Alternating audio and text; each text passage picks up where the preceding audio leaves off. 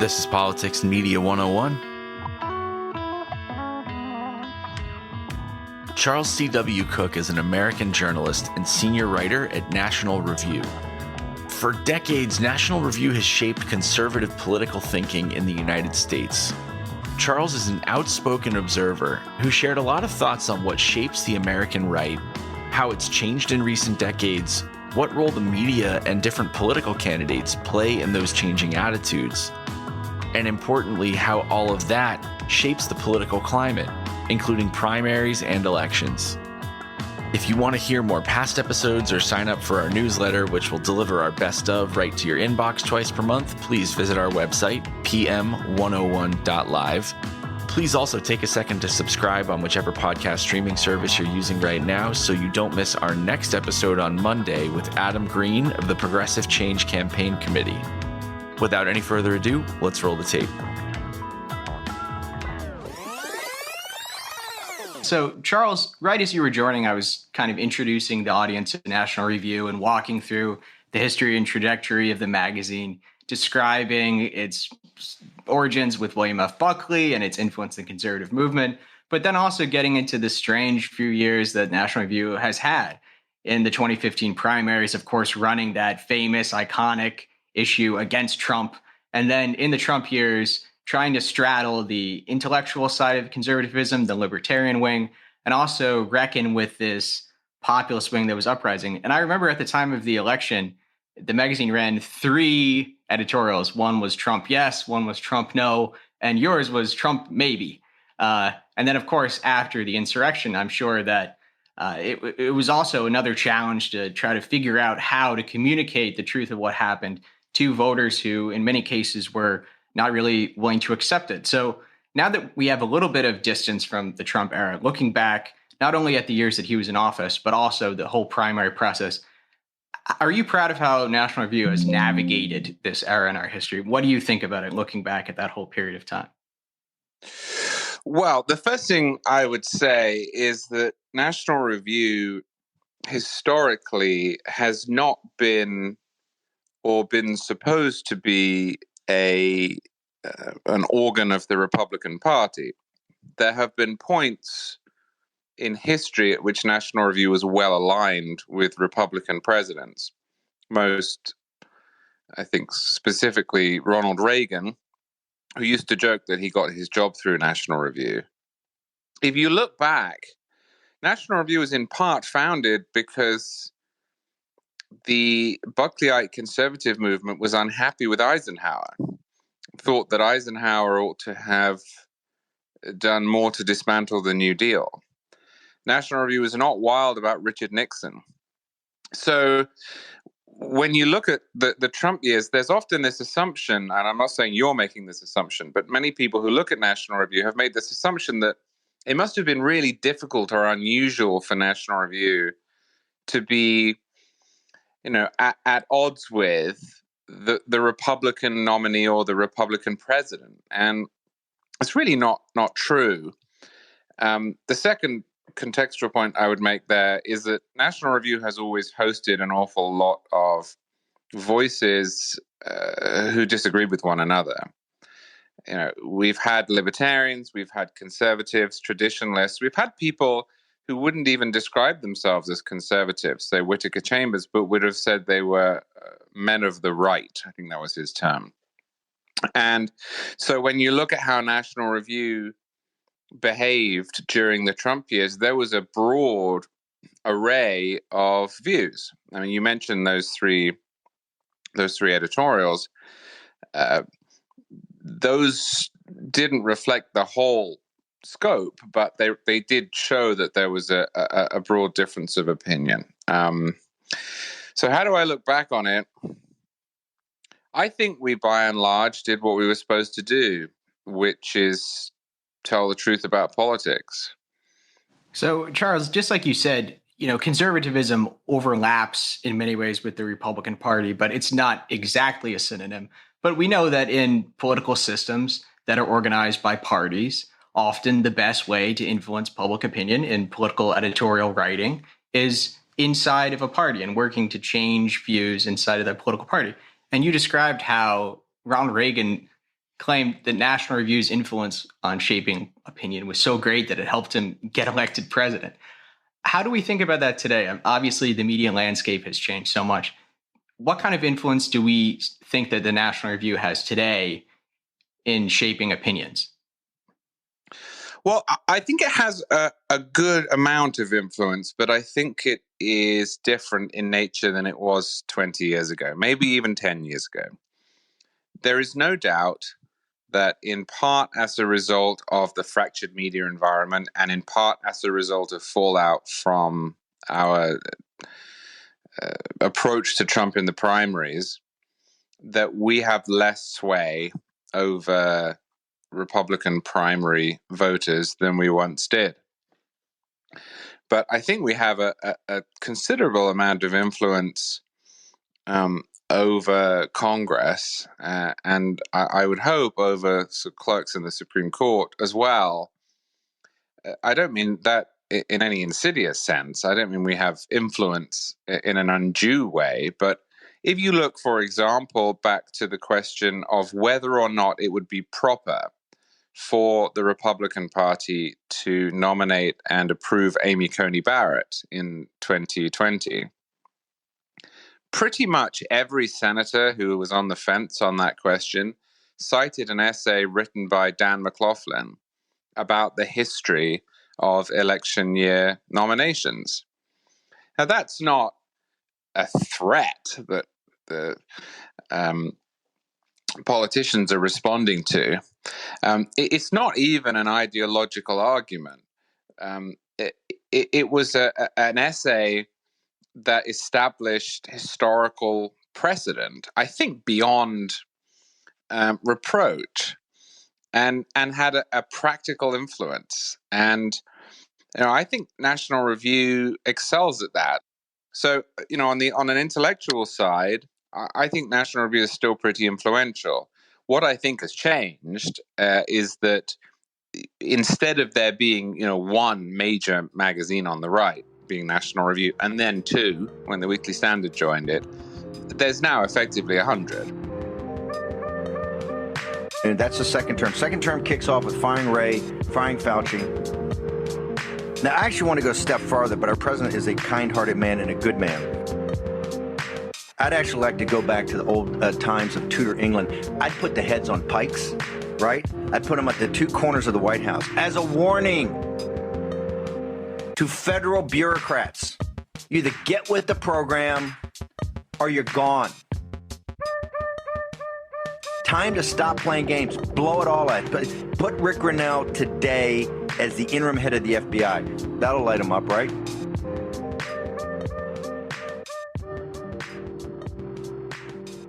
Charles, I want to switch over a little bit into what we're seeing in the modern GOP, not just in the National Review. There's undoubtedly a strong populist movement. I think that it really can be traced coherently back to 2010 and the first Tea Party wave.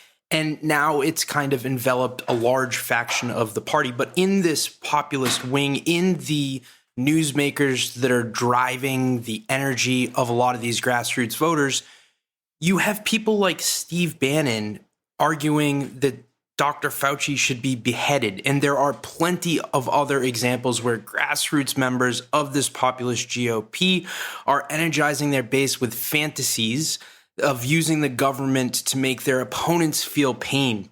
Are you worried about a future GOP that wins power off of these fantasies and then gets into power and tries to use their government to make the opponents feel pain? Well,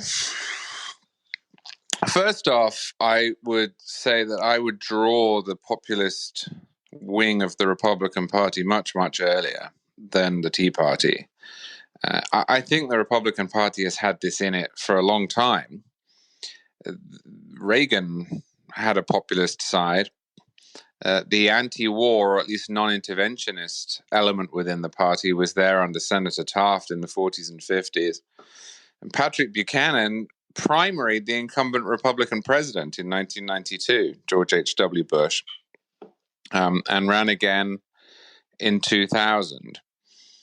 So what you have seen in recent years, especially with Trump's nomination, was that wing of the party temporarily becoming more influential than the fusionist wing of the party. I am skeptical that Republicans have changed, or that the populism within the party is changing the fundamental offering.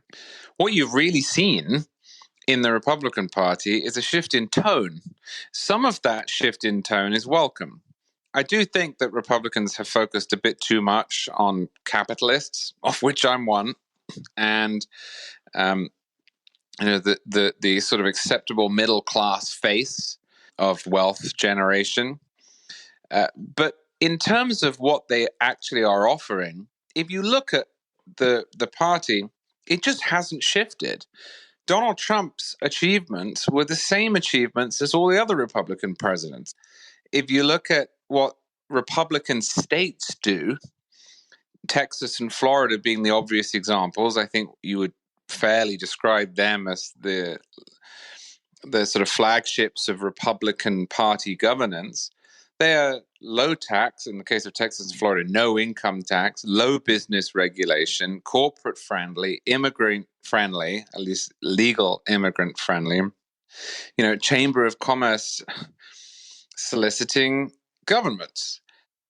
So the question that you posed, it has to be looked at within that light. And I suppose I'm in two minds.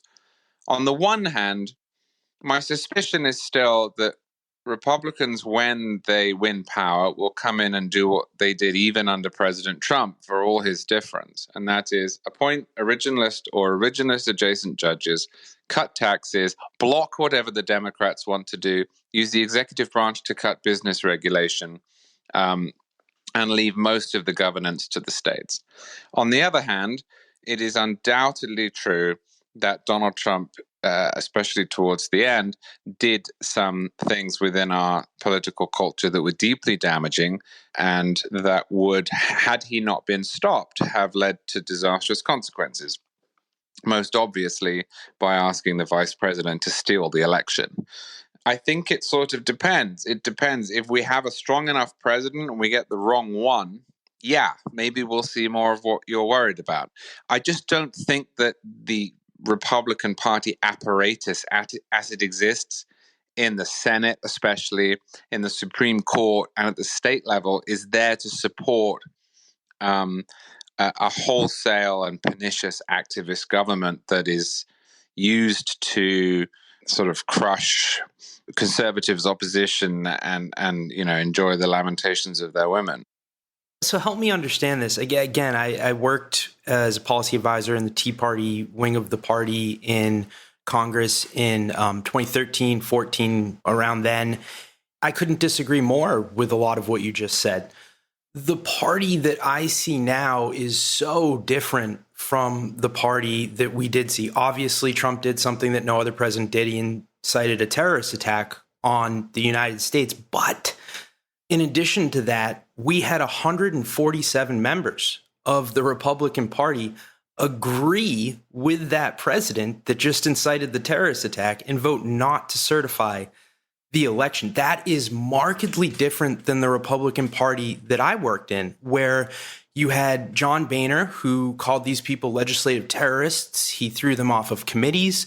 And you did have a strong central party that was functioning on these Republican ideals of limited government, so on and so forth. Additionally, you have the RNC, which has been hollowed out and is full with Trump apologists. Just look at the recent proclamation that they made that January 6th was peaceful dissent in political discourse. And then the other thing is, at the states, you have these slate of Trump candidates at the local and state level that are running on platforms to overturn the election. So considering that the Republican Party went from one of strong centralized power that basically tried to snuff out the Tea Party and those type of legislatures to a party with 147 members supporting the big lie and those election things, and really letting the Marjorie Taylor Greenes and other folks appear to run the party, should we not be more concerned that not even a strong president, but a dumb president who has these populist emotions and has the support of the base and tries to do something that is dangerous to the opponents in the other party, not only will he not run into resistance, but the others will just say nothing and go along with it, like we saw on January 6th?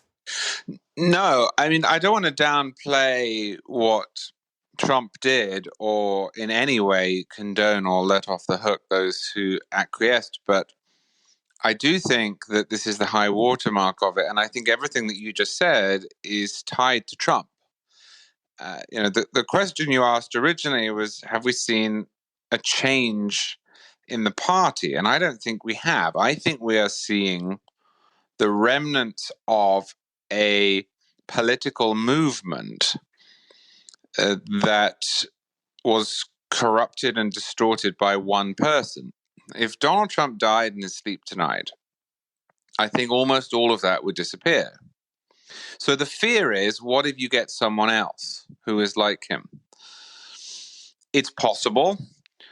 It is still the case that you had 147 of those people, but that not a majority, and that had there been any chance of there being in a majority, a lot of those people wouldn't actually have done it, which is a side question. I don't see, if Donald Trump died in his sleep tonight, the Republican Party keeping on in that mode. I think the vast majority of those people, and again, this isn't to excuse their behavior, because they should be judged by what they do, not what they privately think. But I think the vast majority of those people who are weak and feckless would say, thank God for that. I think what we saw was almost a collective mania. But Charles, where does the energy go? So let's say Trump is no more. You still have these grassroots leaders like Steve Bannon and others that are absolutely crazy, that are, in my opinion, they're hurting the party, right? And they're preaching violence. And those people aren't going to go anywhere. That's where the money is. And we were talking about in the beginning of our chat, like there's 100 different outlets now. So there is a way for these people to get their voice out there to a bunch of followers. Does this energy just disappear, or does something happen?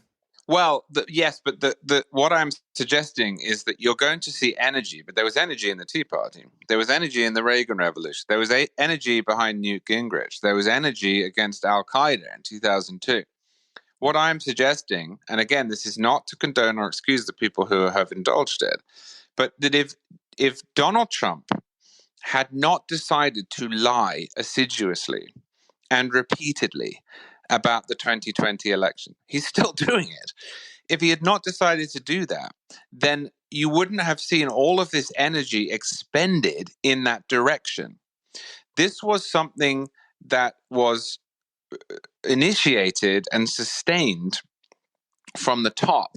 I don't think there's anything intrinsically wrong with having energy in a political party. And in fact, I think at the moment, to answer that question, where is the energy? Some of it's still with Trump, but it's beginning not to be. Republicans, if you look at polling on this, are not that interested in 2020 anymore. They're interested in other stuff. They're interested in inflation. They're interested in immigration. They're interested, insofar as they care about this genuinely, in what happened in Afghanistan. Obviously, there is a huge risk here that Donald Trump runs again and walks to the nomination. I don't think there is a free-floating, sinister instinct or impetus in the Republican Party. Charles, I remember just then you've said that what we learned about some of the people in the Republican Party who acquiesced to these schemes was that they're weak and feckless. But isn't that itself something rather dangerous, right? Because if what we've come to understand is the fundamental weakness of some of the softer sections of the party, doesn't that itself tell us about a real risk? I mean, I'm thinking about Thucydides and the weak suffer what they must, right? If the people in the party that you think are the softer ones are the weak, doesn't that suggest that people like Trump or Bannon or anyone similar can, as they've done in the last 5 years, so easily overpower them and take over the apparatus of the party? Isn't that something to worry about in and of itself? Yes, but I see it as more of a structural problem. I don't think it's unique to the Republican Party, and I think it's now in the American partisan bloodstream. I don't think for a minute, this may worry you even more rather than less, but I don't think for a minute that if you had seen some Trump figure on the left within the Democratic Party, that the rank and file Democrats would have stood up to him. I mean, it's different, of course, but they don't stand up to anyone now, and they happily walked off the plank for this failed Build Back Better agenda. They're going to take huge losses in the House as a result. They were willing to go along with whatever scheme President Obama cooked up, whether that was the unilateral usurpation of powers on immigration, whether that was the Iran deal, which badly undermined the treaty power. I mean, you see it with Biden now. You see the perverse side of members of Congress, legislators, the people that James Madison thought would be in charge of the country, begging the president to do those things that only the legislature can do. For example, impose a moratorium on evictions or cancel student debt. Now, I accept entirely that these exist in a slightly different circumstance, but only because the Democratic Party has not, at least thus far, been taken over by a Trump. So, no, I don't really worry about that, because when we got the most extreme version, I think we're likely to, at least for a while, in Trump, it was bad, but it wasn't catastrophic. And I think from here on out, it's going to get better.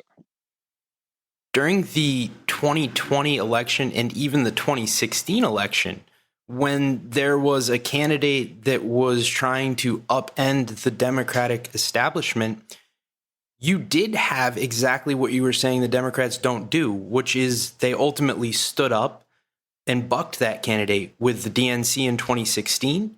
And then in 2020, when it looked like it could be Bernie Sanders and then a field of candidates that would fracture the vote and let Bernie Sanders become the nominee, unlike the GOP, you had all of these establishment figures, including Elizabeth Warren, in short order, immediately drop out of the race. And they made it a two-person race so that Biden could win. So just looking at 2020 and the way that the Democrats did react to a candidate that they thought was too extreme for their own party versus the way the Republicans acted, which was completely different in 2016, isn't there some incongruency there with the argument you're making? Well, I don't think I was talking about primaries. Certainly the parties have behaved differently during the primary process. Although what you saw with Bernie and especially this year or last year with Biden is a little different, just because of the way that the Democratic primary electorate works. But I don't think I would disagree with you there. Certainly, Democrats have been better at dealing with collective action problems. What I'm suggesting is that once they have a president, the party does not stand up to him. And so the issue here, in my view, is that Donald Trump won the primary and then became president, and he was deeply unsuited to the role. The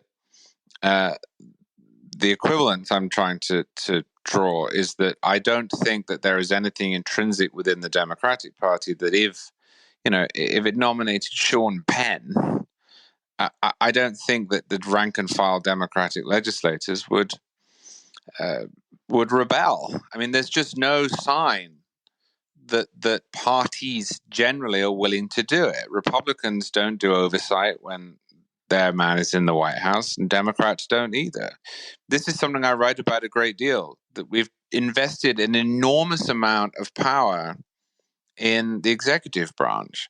The jealousies that are supposed to keep the executive branch weaker than the legislative branch don't exist. In fact, you see legislators egging on the executive, even when the executive is usurping legislative power.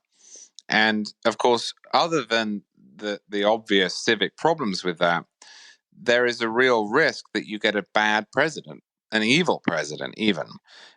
I also think that Trump's sui generis, and that may be one thing we disagree about. I don't see another one on the horizon. I don't see the set of circumstances that would produce another one.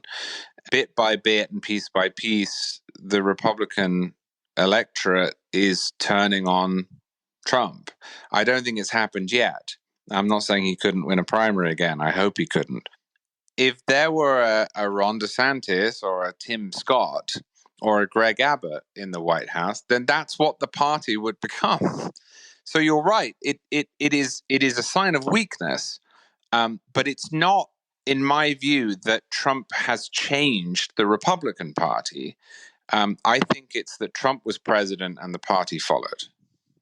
Well, I suppose that is a big enough difference in and of itself, isn't it? Even if we have a thought experiment that how the other party would react if they had proffered such a candidate, the difference that they didn't and the other party did is pretty strong enough in itself to make a difference. And I think that if we're talking about Trump as sui generis, certainly we could look at many other major countries that have elected kleptocrats, whether it's the Philippines or South Africa or France, even with Sarkozy.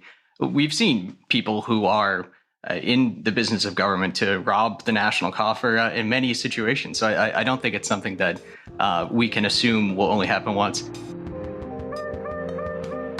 Maybe this is good for Democrats. They don't have quite the losses that are expected in 2022. Is that where you come down? I do. I think this is absolutely a gift. Secretly, many Democrats must be sighing relief this morning that this thing is dead. And it's a great time to take a postmortem on it, because what killed this bill was actually a inflation print of north of 5.5%. This bill represents inflation on steroids. The idea of doing this at this point in time is really, really risky and an incredibly bad idea. But what I like about all of this, Joe, and I think everybody should take some confidence, regardless of what side of the aisle you're on, the checks and balances work. Really bad ideas just don't go forward, like this one, for whatever reason.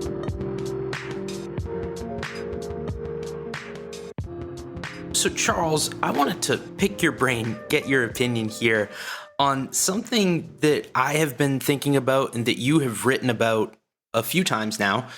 When should a politician act based on polling, and when should they not? And specifically, the two articles and instances that I'm thinking of is you've criticized Biden for trying to pass Build Back Better because the voters didn't give him a mandate. It's not polling popularly in places like New Hampshire and West Virginia, and you should listen to his polling.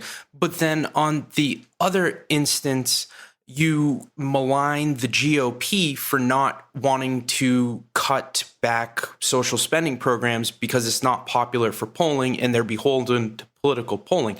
So from your perspective, what's the difference, and when should a politician actually be in tune with the polling and act based on it?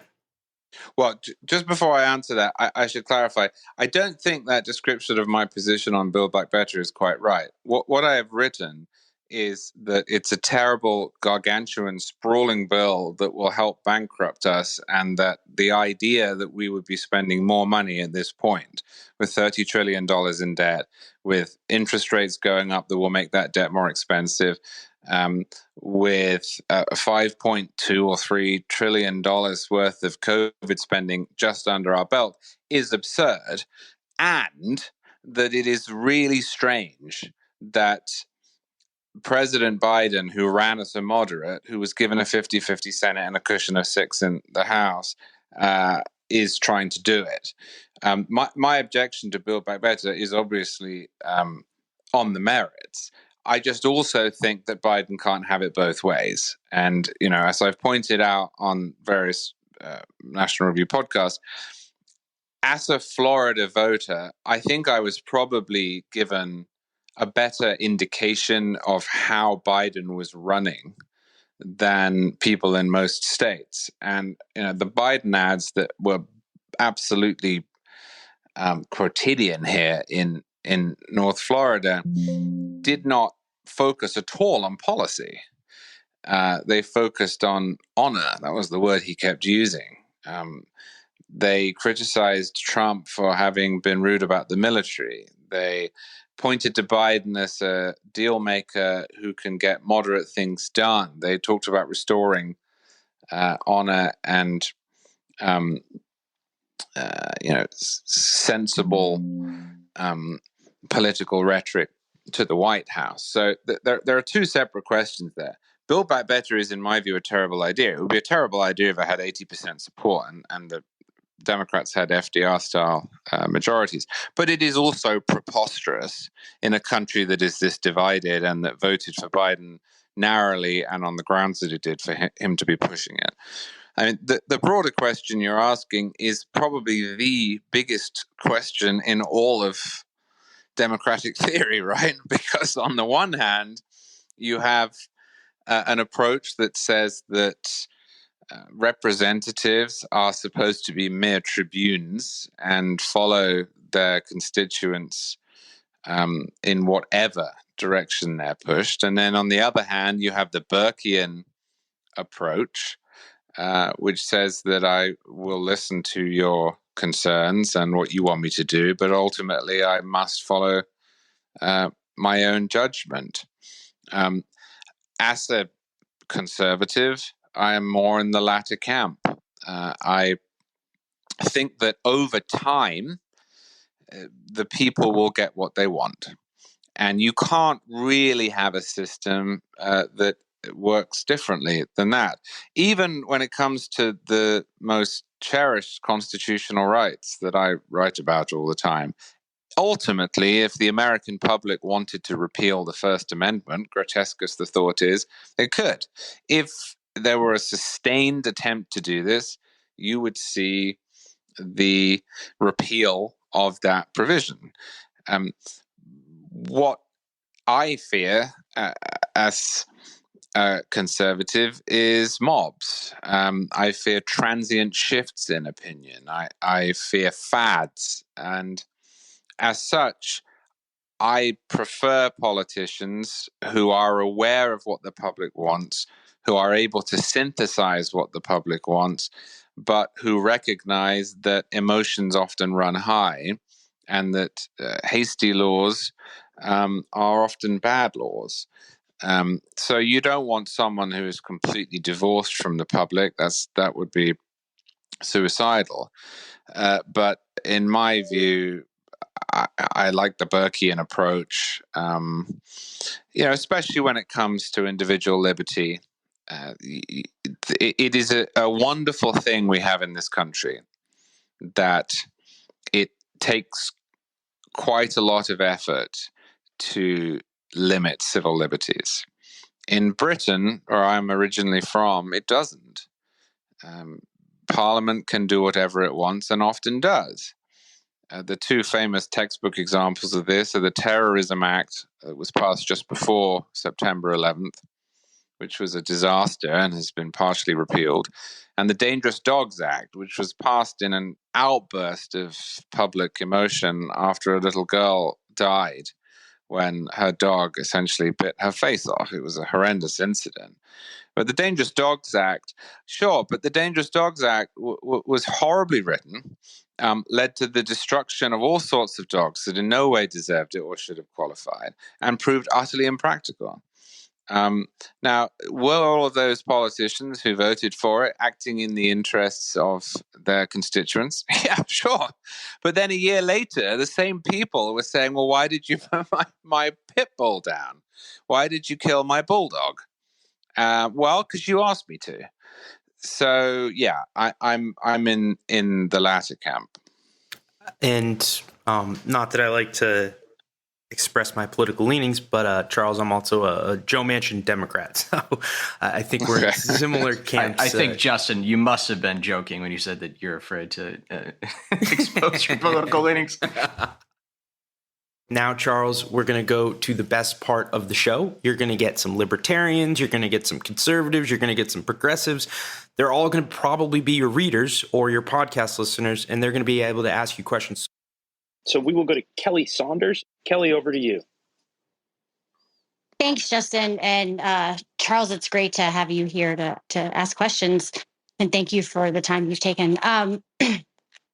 Lack of platform or policy initiative is a huge criticism of the right that I've heard from a lot of people in the last handful of years, let's say 6 years. Do you think that this is because of the left's reliance on government, or is it a failure of the right? That's the first part of it. The second is what I think of as the ultimate win that the GOP could in some way maneuver would look like less government, less policy, plus less polarization amongst the citizens. And from where you sit and what you see happening and the possibilities that maybe you could imagine, what does this look like for messaging coming from the Republican Party moving forward? And is this something that could happen within our lifetime if it is possible? Well, the first thing on that is I do think there is a lack of imagination in the Republican Party. I think it is more comfortable blocking than it is working on policy. I think the Republican Party has become frivolous, and I think it's divided, as is the country, and it often prefers to ignore or paper over those divisions than to try to bring the movement together. But I think that is a criticism that applies far more keenly at the federal level than it does at the state level. You know, people, especially people on the left who are frustrated by Republicans, will say, look, you guys just don't have a positive view at the federal level. And I think that's true. And it's partly, as I say, the result of laziness and a lack of imagination. It's partly the result of a preference for localism. And it's partly the result of and I'm not entirely against this structurally, of a divided government in Washington and the existence of tools such as the filibuster that make it hard to get things done. It's certainly not true that at the state level, Republicans don't have any ideas or a platform or a set of policies. They do, and they've been pushing them through relentlessly.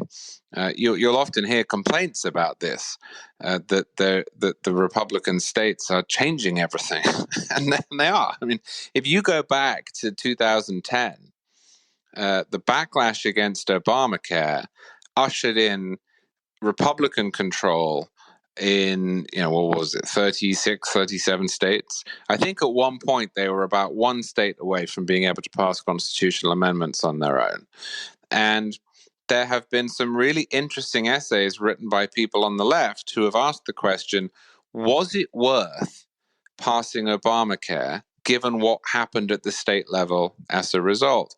And it's a good question, because what happened at the state level as a result was right to work, even in places like Michigan and Wisconsin, right to work, liberalized gun laws, either pro-life laws that were struck down or pro-life laws that will come into effect if Roe v. Wade is struck down, spending cuts, union reform in the public sector, tax cuts, and you're seeing it now. Irrespective of what one thinks of them, we're seeing now with the educational reforms, laws that bar the teaching of race essentialism, the increasing tendency to push back against big tech, which I think is hugely, hugely misguided and probably unconstitutional, but is happening nevertheless. Both Florida and Texas have done that. There is a huge amount of activity at the state level among Republicans. At the federal level, the party is somewhat moribund and out of ideas. I don't think I would be comfortable if the Republican Party woke up tomorrow and said, here are 25 things that we think we should do federally. But they do have to have a platform, even if that platform is just fixing problems at the federal level, of which there are an enormous number, including entitlements and atrophying federal programs. So we're going to go next to Keel. Thanks, John. Thanks, Charles, for coming. I'm a big fan. You wrote a column in National Review, I think it was maybe 10 years ago, really excellent one about this really insane logic of sending everyone off to college and trying to get everyone degrees. And I just like your view on, how we can kind of get more people to understand that the degree system has a lot of problems with it, especially when it's a mandate in hiring, and that the economy, no matter how strong, can only support so many of these white-collar careers that people expect to get with their degrees. Yeah, this is a topic that's dear to my heart. The biggest problem I see with it is that it is both causing and is the product of a new snobbiness, a new credentialism, the creation of a new clerisy, in effect. And as a result, we have come as a culture to look down on people who don't have degrees and to undervalue what they do, which is not only a problem in a free country in which people are supposed to be equal, but also has caused these strange incentives, whereby people will look at, say, a plumber or an electrician or a welder and conclude that that person is ill-educated and lesser, and that in order to be unlike that person, one has to go and get a degree that will incur huge amounts of debt for no great or obvious economic return. And, the sooner we can get over that, the better. How do we do that? Well, it's pretty tough. One way we don't get over that is for the federal government to write off student loans. That would be absurd. Leave aside the enormous wealth transfer it would represent from working class people to upper middle class people. It would subsidize this problem and make sure that it continued. We actually are probably on the cusp of a perverse opportunity here. That being that a lot of people are going to start saying, I don't think this deal is worth it. Either I have been through college already and I've recognized that I made a mistake in spending so much time there, or I won't go because my brother or my friend or my dad has explained to me that given what I want to do, given my circumstances, this is just not a particularly good deal. One of the quick fixes we could arrive at was the one you mentioned. We could stop requiring college degrees as a barrier to entry in pretty much every job. I've been astonished since I moved to America to discover this. When I first came to National Review, the receptionist had a college degree. Now, there's nothing wrong with that, but she had to have a college degree, which is completely ridiculous. And not just is it ridiculous, but it is exclusive. The argument for this, as far as I understand it, is that if you get a college degree, it shows that you can stick with something. And that is true. I'm not against college degrees. I had a great time. I'm very glad that I went. And it does teach you certain skills. But so do lots of other things. Yes, if you can finish 3-4 years of college, it shows you can stick with something. But so does being in the military. So does being a plumber. So does working for a charity. There are 100 different things. And yet we privilege one thing above the other. And we've got to stop.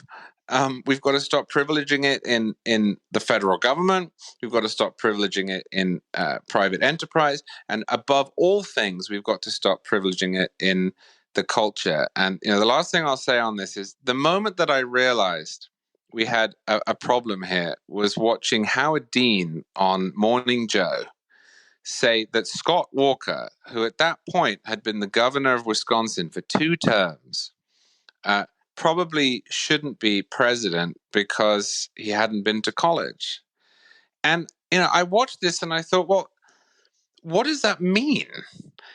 It's not as if people who become president study being president. It's not as if most of them actually use whatever it was they learned at university while they are president. He can't possibly think that we don't know whether or not Scott Walker is going to be successful because he didn't finish college. He's already a two-term governor. But what he was doing there was reflecting a conceit in the culture that has crept in and that we would do very well to get rid of. Howard Dean's idiocy, I would argue, is unadulterated and offensive. About the national climate, what do you think? What does this tell you about the depth of seats that you could target? That's a good question. If I was in the Democratic conference today, and you want to sheerly look at it from a political science point of view, if you're a Democrat, if President Biden won your seat by 16 points, you're in a competitive race next year. You are no longer safe. It's no longer will the competition of competitive seats be small. It'll be more than 70 Democrats that will be competitive. There's many that are going to lose their races based upon walking off a cliff from Nancy Pelosi.